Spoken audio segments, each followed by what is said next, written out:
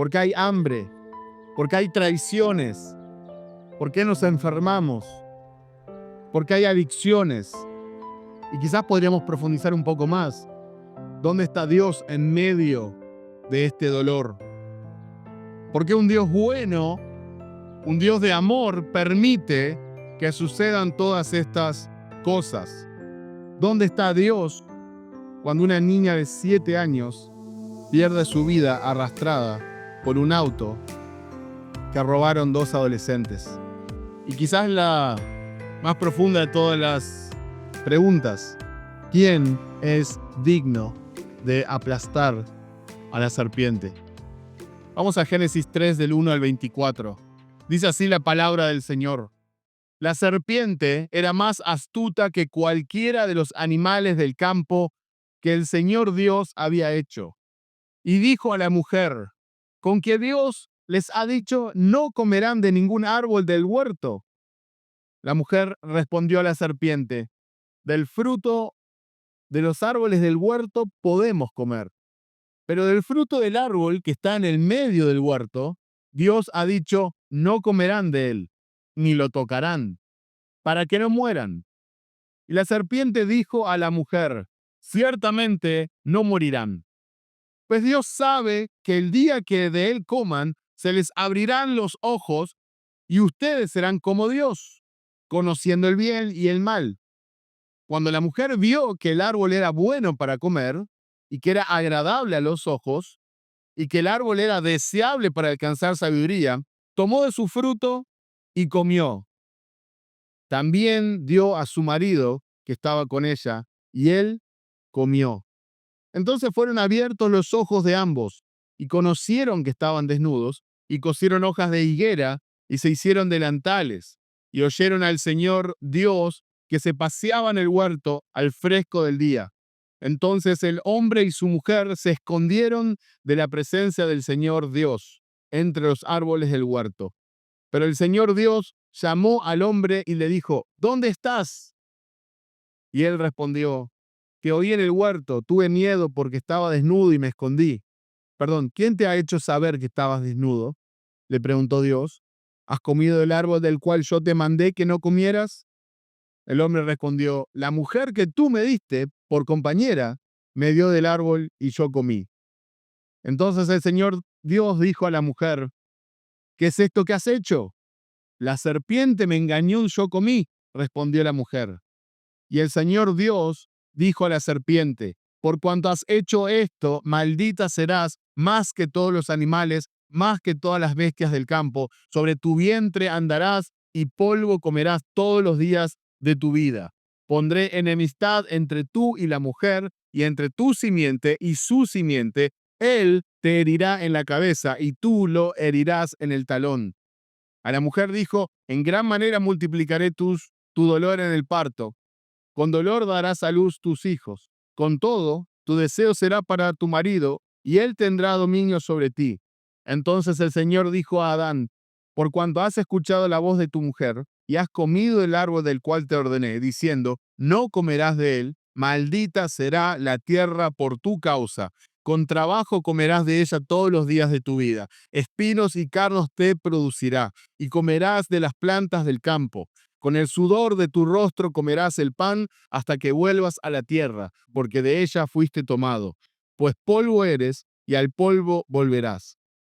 El hombre le puso por nombre a Eva a su mujer, porque ella era la madre de todos los vivientes. El Señor Dios hizo vestiduras de piel para Adán y su mujer, y los vistió. Entonces el Señor Dios dijo: ahora el hombre ha venido a ser como uno de nosotros, conociendo ellos el bien y el mal. Cuidado ahora, no vaya a extender a su mano y tome también del árbol de la vida y coma y viva para siempre. Y el Señor Dios lo echó del huerto del Edén para que labrara la tierra de la cual fue tomado. Expulsó pues al hombre, y al oriente del huerto del Edén puso querubines y una espada encendida que giraba en todas direcciones para guardar el camino del árbol de la vida. Vamos primero a acercarnos a la estructura de este pasaje. Podríamos dividirla en 3. La tentación y la caída, los versículos del 1 al 7. Vemos el diálogo entre la serpiente y la mujer, los versículos del 1 al 5. la transgresión, vemos a Eva y Adán comiendo del fruto que les fue prohibido, consecuencias inmediatas, la conciencia de su desnudez y su cubrimiento con hojas. Luego tenemos el juicio de Dios sobre la humanidad y la serpiente, entre los versículos 8 y 19. Dios confronta a Adán y a Eva, maldición sobre la serpiente. Luego tenemos el versículo 15, del cual vamos a profundizar más adelante, que es conocido como el protoevangelium o protoevangelio, que es la primera mención del evangelio. Y luego tenemos las consecuencias para la mujer, dolor en el parto, conflicto con el esposo, y consecuencias para el hombre, maldición sobre la tierra, trabajo arduo hasta la muerte. Luego en los últimos versículos del 20 al 24 tenemos la expulsión del Edén, y también vamos a ver un poco de la misericordia de Dios. Adán nombra a su esposa Eva, Dios provee túnicas de piel para cubrir su desnudez, y son expulsados del Edén, son bloqueados del acceso al árbol de la vida. Este pasaje sigue un patrón. Hay una interacción, un diálogo entre Eva y la serpiente. Tenemos una acción que es el pecado y sus consecuencias.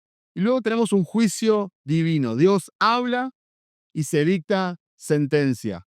En este pasaje vemos contrastes y una progresión teológica. El capítulo comienza con un Edén sin pecadores y termina con pecadores sin Edén. La humanidad es expulsada. Hay una ruptura en la relación entre la humanidad y Dios. Pero también hay una primera muestra de gracia redentora. Si vemos Génesis 3 en su contexto inmediato, vemos, por ejemplo, que en Génesis 1, lo estudiamos el domingo pasado, Dios nos muestra la creación perfecta. Y vio Dios que era bueno. Ahí aún no se había revelado Satanás, del cual también vamos a hablar más adelante. La imagen de Dios en el hombre y la armonía en el Edén. Todo es perfecto. Génesis 2 enfatiza la responsabilidad del hombre sobre la tierra y la advertencia de no comer de uno de los árboles.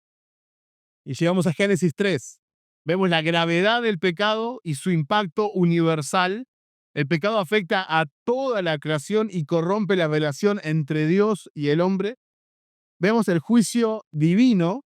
Vemos un juicio que es justo y severo, pero que incluye gracia.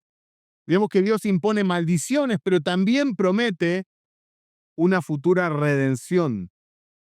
Hay separación, pero está la esperanza de una restauración futura.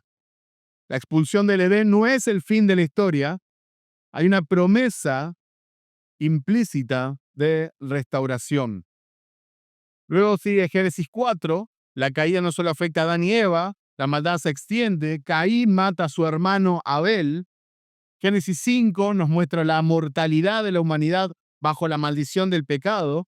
Luego tenemos Génesis del 6 al 9 en diluvio, que subraya la progresión del pecado y la necesidad del juicio divino. Entonces, Génesis 3 está en el medio de todo este conflicto, después de esto, vio Dios que era bueno y de esta perfección y de crear al hombre a su imagen y semejanza, mostrar su bondad y su soberanía y todo lo que pudimos ver en Génesis 1. Tenemos esta cosa acá escondida, Génesis 3, que es el punto de quiebre en la historia de la humanidad, de la perfección al pecado y sus consecuencias. Génesis 3 explica el origen del sufrimiento humano, explica la necesidad de redención, muestra la rebelión del hombre hacia Dios y las consecuencias, y la desobediencia humana, cómo rompe la comunión con Dios, para solo traer juicio y sufrimiento. Pero también vemos que Dios muestra gracia y promete redención. Creo que el punto central de este pasaje es que el pecado trae juicio, pero Dios muestra gracia. La tentación de la serpiente, el texto por sí solo no identifica claramente a la serpiente como Satanás, pero el resto de la Biblia deja claro que es Satanás quien aparece como una serpiente. Por ejemplo, en Apocalipsis 12:9, y fue arrojado el gran dragón, la serpiente antigua que se llama Diablo y Satanás, el cual engaña al mundo entero. Fue arrojado a la tierra y sus ángeles fueron arrojados con él. En Apocalipsis 22 dice, el ángel prendió al dragón, la serpiente antigua, que es Diablo y Satanás, y lo ató por 1000 años. Entonces no hay duda de que esta serpiente, ¿sí?, es Satanás. O sea, es un animal de verdad, pero que fue poseída, tomada por Satanás como un instrumento para llevar a cabo sus propósitos. El término que se usa para serpiente es nachash. Y la raíz de esta palabra hebrea, nachash, es brillar o ser astuto.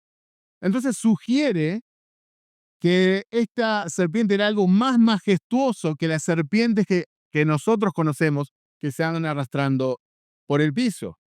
Juan la identifica como la serpiente antigua y la llama dragón.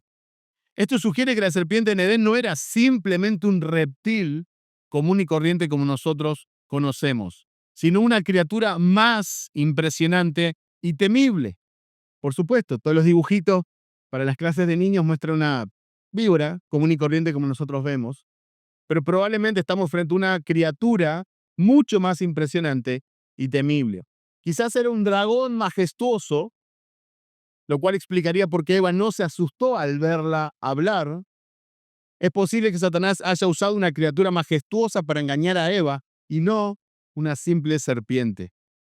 Cuando Dios maldice a la serpiente, en el 14, dice que se arrastrará sobre su vientre, lo cual implica que antes de la maldición tenía una forma diferente, quizás más elevada, más gloriosa, más allá de que si volaba o tenía patas.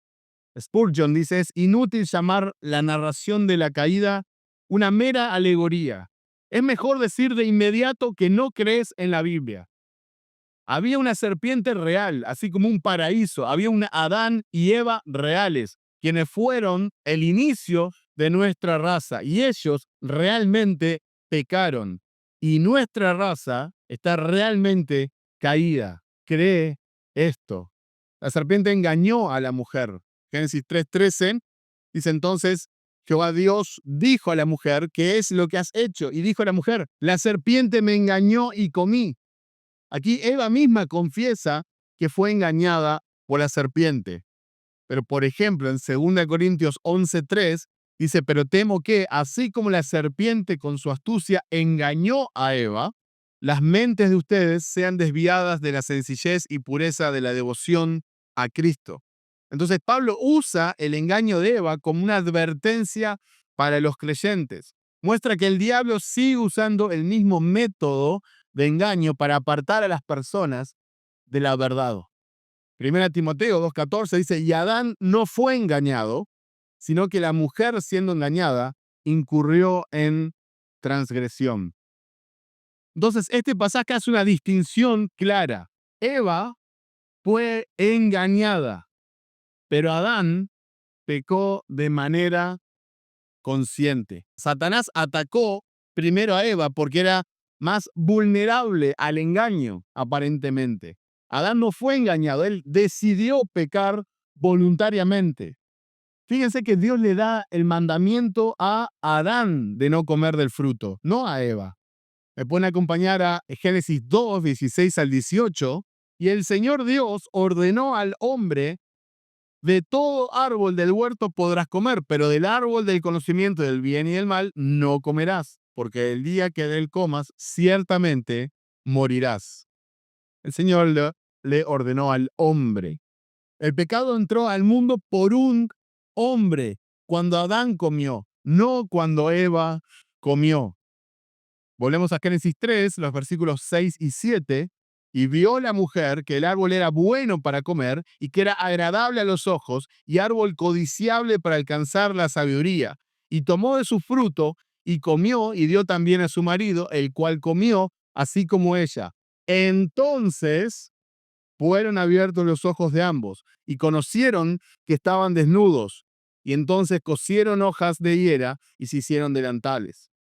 Romanos 5:12 dice, por medio de un solo hombre el pecado entró en el mundo y por medio del pecado entró la muerte.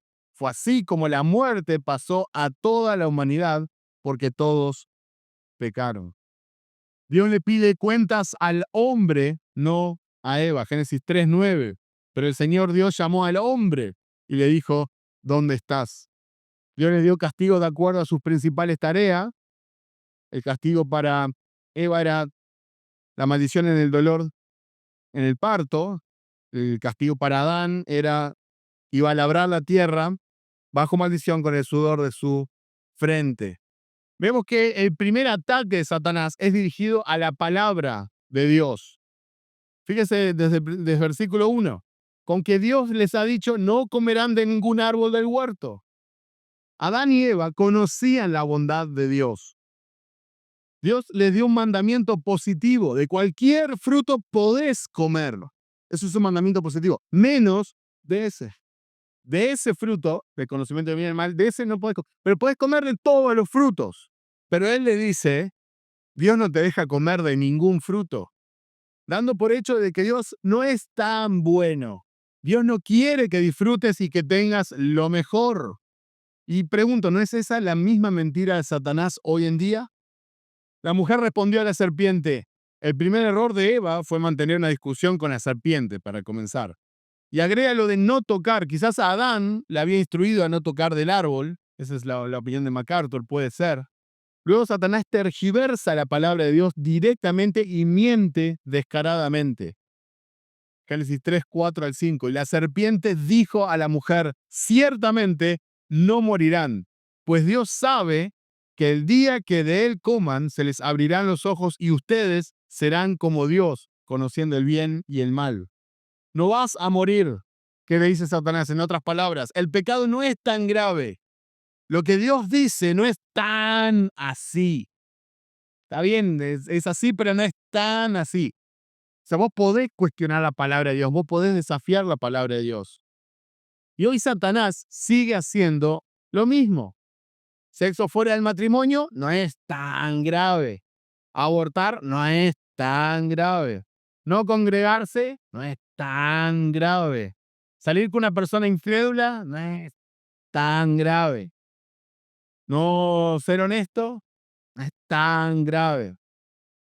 Pero Efesios 4:27 dice, no den oportunidad al diablo, ni den oportunidad al diablo. Santiago 4:7, por tanto, sométanse a Dios, resistan pues al diablo y huirá de ustedes. Nosotros nos fuimos llamados a reprender al diablo, a discutir con el diablo, a hablar con el diablo, preguntarle cosas al diablo. Nosotros fuimos llamados a huir del diablo. Cristo se encarga de él. Como dice Judas, ¿no? Que el Señor te reprenda.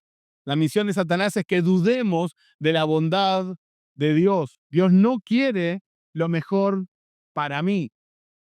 Quiere que me prive de lo que me hace feliz. Esa es la mentira que quiere poner. Y si Dios está mintiendo en algo, ¿cómo puede ser bueno? Entonces Satanás quiere que dudes de la maldad del pecado y de la bondad de Dios. Su mentira principal es, el pecado no es tan malo y Dios no es tan bueno. La tentación de Satanás contenía un poco de verdad. Es cierto que sus ojos se abrieron, Génesis 3:7, pero se abrieron a su propio pecado y rebelión. Abrieron sus ojos, pero nunca vieron como dioses, sino como pecadores. Hay muchísimas sectas hoy en día, muchísimas religiones que te prometen convertirte en Dios. El mormonismo promete convertirte en un Dios, el hinduismo, la nueva era, el neopentecostalismo, se acordarán de Jehová Junior, no somos dioses. Cuando Jesús fue tentado, él respondió, escrito está, escrito está. Y aun cuando el diablo usó la palabra del Señor, fuera de contexto, él dijo, también está escrito. La palabra de Dios es inamovible. Luego en el relato seguimos entrando al pecado de Adán y Eva y la caída de la raza humana, caída libre.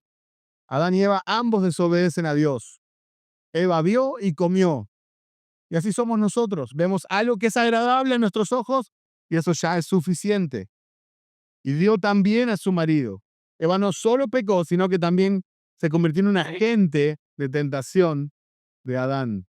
Adán pecó con sus ojos bien abiertos y en abierta relación contra Dios. Vemos que se dan cuenta que están desnudos. Fueron abiertos los ojos de ambos y se dan cuenta de que están desnudos. Entonces, ¿qué hicieron? tratando de solucionar el problema a su forma. Y cosieron con unas hojas de parra ahí, hicieron una especie de delantales. Fue solo después del pecado de Adán que supieron de su estado pecaminoso. Ellos sabían que estaban desnudos y sentían vergüenza. Estas hojas son como la religión cuando nosotros tratamos de arreglar el problema del pecado con nuestros esfuerzos. Fue su intento de cubrir su vergüenza. Fue un intento creativo, pero no fue un intento con sabiduría. Y todo intento de cubrir nuestra desnudez ante Dios es una tontería. Necesitamos dejar que Jesús nos cubra, que se ponga el mismo Jesús con nuestra ropa de protección. La exhortación de Jesús es para nosotros. He aquí yo vengo como ladrón. Bienaventurado el que vela y guarda sus ropas para que no ande desnudo y vea su vergüenza. Apocalipsis 16:15. Entonces, ¿qué hacen cuando sienten vergüenza y miedo? Se esconden de Dios. Versículos 8 y 9.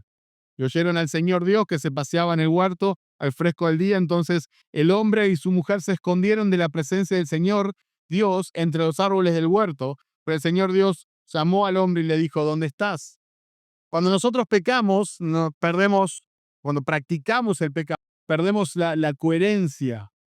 Ellos intentaron esconderse del Dios que los había creado, que había creado todo el universo, que el cual conocían bien cara a cara.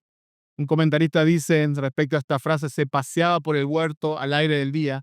La forma casi casual en que esto se observa indica que eso no ocurrió en ese momento por primera vez. Existe una probabilidad extrema de que el Todopoderoso asumió una cierta forma análoga a la forma humana que fue hecha a su imagen. Hermanos, en otras palabras, el que caminó en el jardín del Edén junto a Adán y Eva fue el Señor Jesús.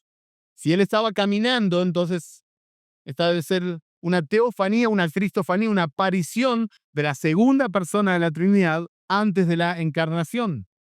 El texto no lo dice explícitamente, pero tenemos buenos argumentos para creerlo. Jonathan Edwards, gran teólogo, dijo: cuando leemos en la historia sagrada lo que Dios quiso de vez en cuando hacia su iglesia y su pueblo, cómo se reveló a ellos, debemos entender especialmente que se trata de la segunda persona de la Trinidad. Cuando leemos que Dios apareció después de la caída en alguna forma visible, ordinariamente, si no universalmente, debemos entenderlo como la segunda persona de la Trinidad. Recuerda lo que dice 1 Timoteo 6, del 13 al 16. Te mando delante de Dios que da vida a todas las cosas y de Cristo Jesús, que dio testimonio de la buena profesión delante de Poncio Pilato, que guardes el mandamiento sin mancha ni reproche hasta la manifestación de nuestro Señor Jesucristo, la cual manifestará a su debido tiempo el bienaventurado y único soberano, el Rey de Reyes y Señor de Señores, el único que tiene inmortalidad y habita en la luz inaccesible, a quien ningún hombre ha visto ni puede ver. A él sea la honra y el dominio eterno. Amén. A quien vienen entonces Adán y Eva, si nadie puede ver a Dios el Padre porque habita en la luz inaccesible. Yo creo que a la segunda persona de la Trinidad. Spurgeon dice: no en la profundidad de la noche, cuando la oscuridad natural de las tinieblas podría haber aumentado el terror, no en el calor del día para que no pensaran que Dios venía en el furor de su pasión, no temprano en la mañana como si se estuviera apresurando para matar, sino al final del día, porque Dios es paciente, lento para la ira y de gran misericordia. De hecho, esto es algo que leemos rápidamente, pero es increíble. Él había dicho: el día que coman de ese fruto, van a morir. Estaban quebrantando la ley del Dios Todopoderoso, del Dios Creador, del Dios que les había mostrado su bondad. Y sin embargo vemos que Dios se aparece a ellos y les habla amablemente. Ellos no tendrían ni que haber escuchado la voz de Dios, ellos tendrían que haber simplemente sido consumidos, pero se escondieron. Esto demuestra que Adán y Eva sabían que el intento de cubrirse por sí mismos falló. Ellos no muestran con orgullo sus trajes de hoja. Mirá lo que hicimos, estamos cubiertos, no tenemos vergüenza.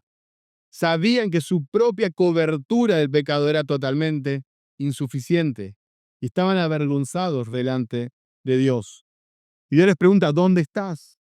Por supuesto que Dios sabía dónde estaban. Cuando Dios hace una pregunta al ser humano, y de hecho en la Biblia tenemos mucho, es para confrontar al ser humano con la respuesta, para que nosotros sepamos y reflexionemos en la respuesta. Por supuesto que Dios sabía dónde estaban.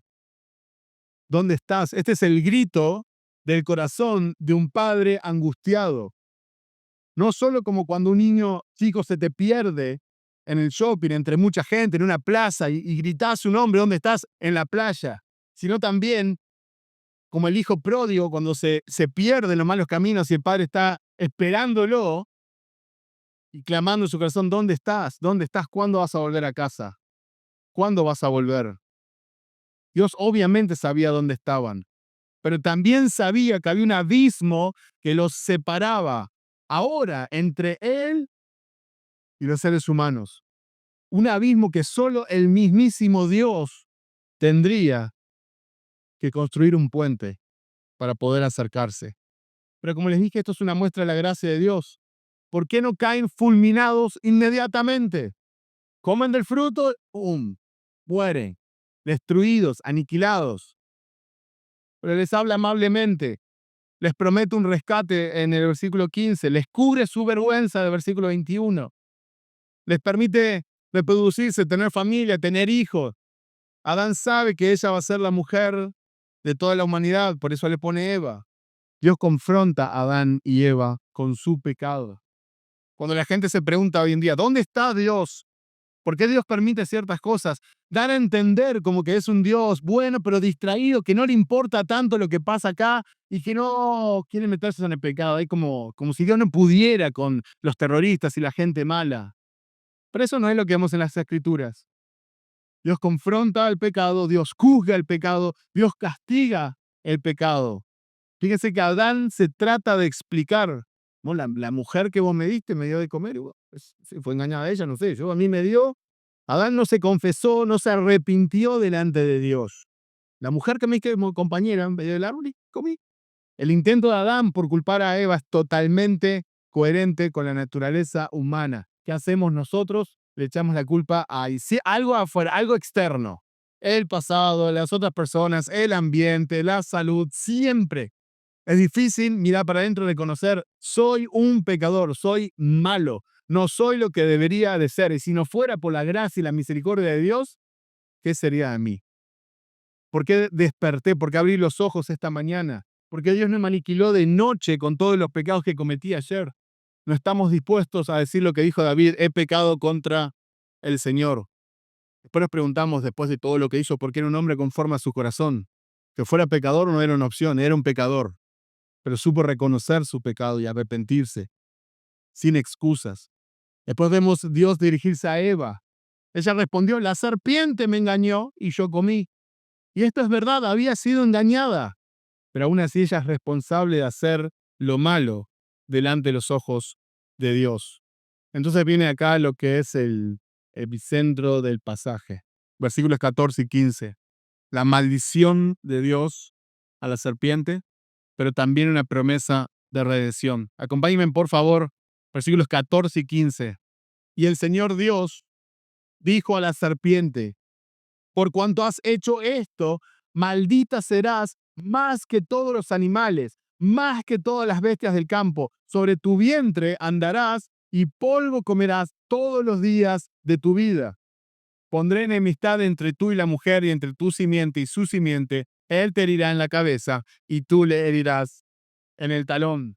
Fíjense que antes de encargarse del pecado de Adán y Eva, antes de maldecirlos a ellos, antes de darle las consecuencias, lo primero que hace es maldecir a la serpiente. Maldita eres más que todos los animales. Dios le ordenó a la serpiente arrastrarse sobre el suelo, en lugar de caminar sobre sus patas o de volar. Y dice que pondrá enemistad entre ella y la mujer. Hay una aversión natural entre la humanidad y las serpientes y sobre todo con las mujeres. Y le dice, polvo comerás todos los días de tu vida. Este fue el caso de la serpiente como animal, pero también es cierto en el caso de Satanás. Comer polvo transmite la idea de derrota total. El juicio de Dios sobre Satanás es para que él sepa que está derrotado para siempre. Pero en medio de esta maldición, para la serpiente, encontramos esta joya de la gracia de Dios, versículo 15. lo que les comentaba que es conocido como el protoevangelio, la primera mención del evangelio. Pondré enemistad entre ti y la mujer, y entre tu simiente y la simiente suya. Y esta es la segunda parte de la maldición dirigida contra el mismo Satanás. Dios puso una animosidad natural entre Satanás y la humanidad, entre los hijos de Satanás y los hijos de Dios. La enemistad tiene la idea de mala voluntad, del odio y antagonismo mutuo. Acá viene esta hermosa promesa. Esta te herirá en la cabeza y tú le herirás en el talón. Y fíjense la expresión que usa, él. Él te herirá en la cabeza. Es un hombre, un descendiente de mujer. Te herirá en la cabeza y tú le herirás en el talón. Esto profetiza la condenación de Satanás, mostrando que la verdadera batalla es entre Satanás y la simiente de la mujer. No hay duda que esto es una profecía de la derrota final de Satanás a manos de Jesús. Dios anunció que Satanás heriría al Mesías en el talón, pero el Mesías iba a aplastar la cabeza de Satanás con una herida mortal. Es como si Dios es como si Dios no pudiera esperar para anunciar su plan de salvación, para traer liberación a través del Redentor, conocido como la simiente de la mujer. El talón es la parte al alcance de la serpiente. Jesús, al encarnarse, quedó cerca del dominio de Satanás, de modo que Satanás pudiera golpearlo. Spurgeon comenta sobre esto. Este talón herido es lo suficientemente doloroso. He aquí a nuestro Señor herido en su naturaleza humana. Él fue traicionado, atado, acusado, abofeteado, azotado, escupido. Él fue clavado en una cruz. Él colgaba de allí con sed y fiebre y tinieblas y abandono. Pero esta profecía también da el primer indicio del nacimiento virginal. El Mesías sería la simiente de la mujer, no del hombre. Gálatas 4:4 dice, pero cuando vino la plenitud del tiempo, Dios envió a su Hijo nacido de mujer, nacido bajo la ley. Cuando vino la plenitud del tiempo, entonces se cumplió esta profecía. Y vino la simiente de la mujer. Spurgeon, una vez más lo cito, dice, este es el primer sermón evangélico que alguna vez fue entregado sobre la superficie de esta tierra. Fue un memorable discurso con Jehová mismo del predicador y toda la raza humana y el príncipe de las tinieblas como audiencia. Esta te herirá en la cabeza. Satanás será derrotado. Dios sabía lo que estaba haciendo y lo que estaba pasando todo el tiempo. El Dios soberano no fue sorprendido por el pecado de Adán y Eva, ni quedó ahora, oh, ¿qué hago? Perdí a mi pueblo. ¿Qué hago ahora? ¿Qué pasa? El plan de Dios no era un retroceso cuando Adán y Eva pecaron, porque el plan de Dios era traer algo más grande para el hombre que solamente la inocencia en Edén. Dios quería más que un hombre inocente. Y luego de esta promesa viene la maldición de Dios sobre la mujer. Multiplicaré en gran manera los dolores de parto. Tu deseo será para tu marido y él se enseñoreará de ti. La idea es contrastar el deseo de la mujer y la autoridad del marido sobre ella. Esto habla del desafío inherente de adoptar el papel de marido como jefe del hogar y la familia. Esta palabra deseo se usa en Génesis 4:7 y hace referencia al deseo del pecado que gobierna sobre Caín. Entonces, debido a la maldición, Eva tendría que luchar con el deseo de dominar a su marido, un deseo que va en contra del fin ordenado por Dios para el hogar. Y luego viene la maldición sobre el hombre. Maldita será la tierra por tu causa. Con dolor comerás de ella todos los días de tu vida. Con el sudor de tu rostro comerás el pan, porque de ella fuiste tomado, pues polvo eres y al polvo volverás. Y fíjense la expresión que Dios le dice a Adán, por cuanto obedeciste a la voz de tu mujer. Adán eligió estar con Eva en lugar de obedecer la palabra de Dios. Y hay un sentido en el que la idolatría a Eva es un aspecto de la desobediencia de Adán contra Dios. Y Dios le dice, maldita será la tierra. Hay una maldición sobre la creación por culpa del pecado de Adán. Y la maldición final es la muerte, la cual Dios les había avisado. El día que pequen ciertamente morirán. Y si bien no cayeron fulminados, pero ese día comenzaron a morir, se volvieron mortales. Acordate cuando tengas la muerte de un ser querido, que obviamente vas a ser luto y va a ser doloroso, cuando veas estas muertes injustas, esta gente que le arrebata la vida a otro, que este no fue el plan original de Dios, que Dios los había creado para que vivieran para siempre. Pero es a causa del pecado del ser humano que entró la muerte al mundo y la muerte fue pasando y ahora todos morimos. Pero tenemos una esperanza de vida eterna, la cual les voy a comentar en breve. La maldición de la muerte se extendió a toda la raza humana por causa de Adán. Y fíjense todo lo que pasó por causa de Adán. El pecado entró en el mundo, lo vimos en Romanos 5:12. La muerte llegó a toda la humanidad. La muerte reinó sobre el hombre y sobre la creación.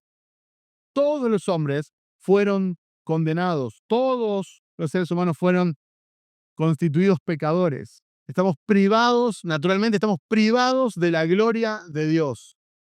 Fuimos expulsados, estamos afuera. Me pueden acompañar si desean a Romanos 8, 13 al 23, un pasaje que nos habla de la maldición sobre la creación y de cómo ésta gime por redención. Romanos 8, 18 al 23. Pues considero que los sufrimientos de este tiempo presente no son dignos de ser comparados con la gloria que nos ha de ser revelada. Porque el anhelo profundo de la creación es aguardar ansiosamente la revelación de los hijos de Dios. Porque la creación fue sometida a vanidad, no de su propia voluntad, sino por causa de aquel que la sometió en la esperanza de que la creación misma será también liberada de la esclavitud de la corrupción a la libertad de la gloria de los hijos de Dios. Pues sabemos que la creación entera gime y sufre hasta ahora dolores de parto. Y no solo ella, sino que también nosotros mismos, que tenemos las primicias del Espíritu, aún nosotros mismos gemimos en nuestro interior, aguardando ansiosamente la adopción como hijos, la redención de nuestro cuerpo. Entonces, cuando ves que un animal se come a un ser humano, cuando ves que hay un tsunami, un volcán, un incendio y cualquier catástrofe natural, recordá que este no fue el plan de Dios. Esto no era así en Edén. Esto es a causa de nuestro pecado. Pero todavía no respondí la pregunta, por lo menos no directamente. ¿Quién es digno de aplastar a la serpiente? El pecado trajo dolor del parto y nadie sabe más de dolor que Jesús. A través de su sufrimiento trajo muchos hijos a la gloria, dice Hebreos 2. El pecado trajo conflicto y Jesús sufrió gran conflicto por nuestra salvación. Los espinos vinieron por el pecado y Jesús sufrió una corona de espinas. El pecado trajo sudor y Jesús grandes gotas de sangre sudó por nosotros. El pecado trajo dolor y Jesús se convirtió en un hombre de dolores, experimentado en quebranto. El pecado trajo la muerte y Jesús murió para que podamos tener vida. Quizás no hay mejor versículo que resuma todo esto que Gálatas 3:13. Cristo nos redimió de la maldición de la ley, habiéndose hecho maldición por nosotros, porque escrito está, maldito todo el que cuelga de un madero. Jesucristo tomó la maldición que hacía justicia a la santidad de Dios para poder compartir la gracia y la misericordia que hoy en día disfrutamos. Si seguimos avanzando un poco más en el relato, en los últimos versículos, vemos que Adán le pone nombre a su mujer, Eva, por cuanto ella fue la madre de todos los vivientes. Pero hasta Génesis 3:20, la mujer nunca había sido llamada Eva. Estamos tan acostumbrados a decir Adán y Eva que se supone que ya tenía su nombre. Pero hasta este punto se le llamó una mujer, una ayuda idónea, una esposa. Esto no significa que Dios no tenía un nombre para Eva, pero se nos dice en Génesis 5:2 que Él los llamó la humanidad. Y Adán la llama Eva, cuando ni siquiera estaba embarazada todavía. Adán la llamó así por fe, confiando en que Dios haría nacer un libertador de la mujer, porque Dios dijo que derrotaría a Satanás a través de la simiente de la mujer. Dios mismo viste a Adán y a Eva con pieles de animales. Versículo 21. El Señor Dios hizo vestiduras de piel para Adán y su mujer, y los vistió. El Señor mismo, Dios, hizo túnicas de pieles y los vistió. No los dejó en su vergüenza, no los dejó desnudos, no los dejó desprotegidos, no los dejó con su religión, con su esfuerzo ridículo de cubrirse frente a un Dios santo. Él mató uno o más animales. La primera consecuencia, entró la muerte al mundo y mueren dos animales o un animal que no tengan nada que ver, eran animales inocentes. No tenían por qué morir. Murieron por el pecado de Adán y Eva. Pero eso también es una hermosa imagen que apunta a que un día iba a venir un cordero a morir por los pecados de otros. Adán y Eva fueron revestidos, pero hubo que hacer un sacrificio. Alguien tuvo que morir, porque como dice Hebreos 9:22, sin derramamiento de sangre no hay remisión de pecado. Y Dios pone querubines para guardar el árbol de la vida. Y aquí parece como, bueno, los cubre, pero los echa. Pero esto también es un acto de misericordia. Porque Dios no quiere que tomen del árbol de la vida, del cual sí tenían acceso, para que no vivan para siempre. Dios protegió a Adán y Eva del horrible destino de tener que vivir siempre sobre este mundo como pecadores. Dios tenía algo más para ellos. Por misericordia les impide comer del árbol de la vida. Y Dios expulsó al hombre y puso querubines con una espada de fuego. Y esta es la última mención histórica del jardín del Edén en la Biblia. A modo de conclusión y aplicación, para los creyentes en Cristo, vivamos con gratitud por la redención en Cristo y rechacemos la sutileza del pecado. Esforcémonos para vivir para la honra y gloria de aquel que cambió nuestra vida, que nos dio propósito, que nos salvó, que nos limpió. Para los no creyentes, si estás en este lugar y no sos cristiano, no has entregado tu vida a Cristo, no has puesto tu fe en Él, no has cambiado lugares con Él, no lo seguís, hoy es el día para arrepentirse y para creer en Él. El pecado trajo juicio, pero Dios ofrece salvación en Él. Y así como cambió nuestra vida, la vida de muchos acá, Él puede cambiar también tu vida. Acompáñenme en Apocalipsis 22 del 1 al 5. Estamos en Génesis y nos vamos a lo último de la Biblia, al final de la historia. Después el ángel me mostró un río de agua de vida, resplandeciente como cristal, que salía del trono de Dios y del Cordero, en medio de la calle de la ciudad. Y a cada lado del río estaba el árbol de la vida, que produce 12 clases de fruto, dando su fruto cada mes. Y las hojas del árbol eran para sanidad de las naciones. Ya no habrá más maldición. El trono de Dios y del Cordero estará allí, y sus siervos les servirán. Ellos verán su rostro, y su nombre estará en sus frentes. Y ya no habrá más noche, y no tendrán necesidad de luz, de lámpara ni de luz de sol, porque el Señor Dios los iluminará y reinarán por los siglos de los siglos. Amén. Hermanos, este es el final de la historia. La simiente de la mujer vino y venció en la cruz. Satanás está vencido. Somos más que vencedores en él. Quizá no vamos a volver al jardín del Edén, pero Dios no nos ha echado de su presencia. Tenemos toda una eternidad para estar con Él, para estar con el Cordero, frente a su trono, para servirlo. El pecado nos separó de Dios y trajo muerte y sufrimiento. Pero Dios en su gracia proveyó una promesa de redención en Cristo.